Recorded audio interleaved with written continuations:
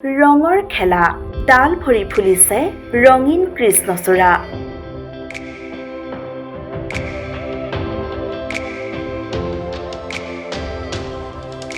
ধৰাৰ বুকুত বিলাই দিছে আপোন সৌন্দৰ্য।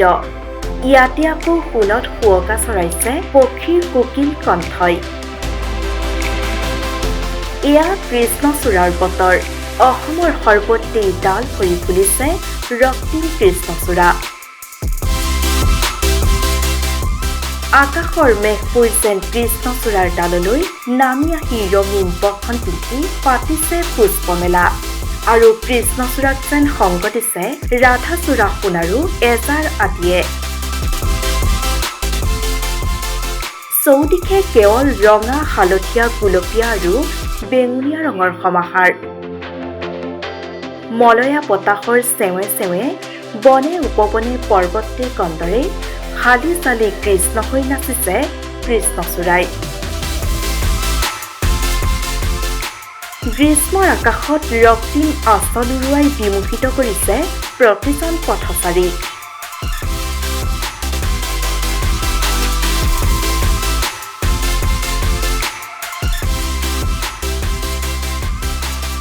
সৰ্বত্ৰে ফুলৰ মেলা।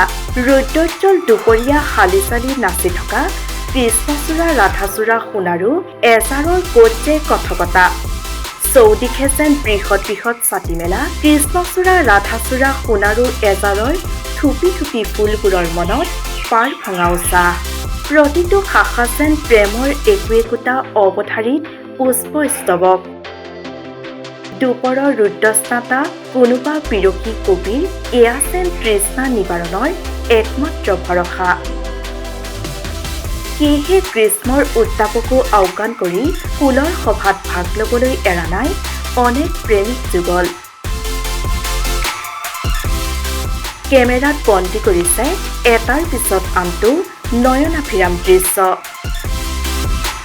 অসমৰ সৰ্বত্ৰে এতিয়া কৃষ্ণচূড়া ফুলাৰ বতৰ। কৃষ্ণচূড়াৰ সমান্তৰালকৈ অসমত এজাৰ, সোণাৰু, ৰাধাচূড়া আদিও ফুলিবলৈ ধৰিছে। বিশেষকৈ চাৰণপাৰ আৰু জাগিৰোড মৰিগাঁও সংযোগী পথত মৰিগাঁও জিলাৰ এই ফুলবোৰৰ যি নান্দনিক দৃশ্য, যি মনোৰম দৃশ্য, ইয়াক চাই নোযোৱাকৈ কোনো পথচাৰীয়ে পাৰ হৈ যাব পৰা নাই। পূৰ্ণিমাৰ নিশা বা শুক্লপক্ষৰ নিশা এই ফুলবোৰ দেখি আৰু ভাল লাগে। সেইবাবে কবিকুলে ইয়াক লৈ নানান কবিতা লিখিছে। উপযুক্ত পৰিৱেশ পালে কৃষ্ণচূড়া ফুল 3 বছৰতে ফুলে, ৰাধাচূড়া ফুলো 3 বছৰতে ফুলে, এজাৰ ফুল 5 বছৰত আৰু সোণাৰু ফুল 5 বছৰত ফুলা পৰিলক্ষিত হয়। ইয়াত দেখা প্ৰায়বোৰ ফুল ৰোপণ কৰিছিলোঁ আজিৰ পৰা 5 বছৰমানৰ আগত।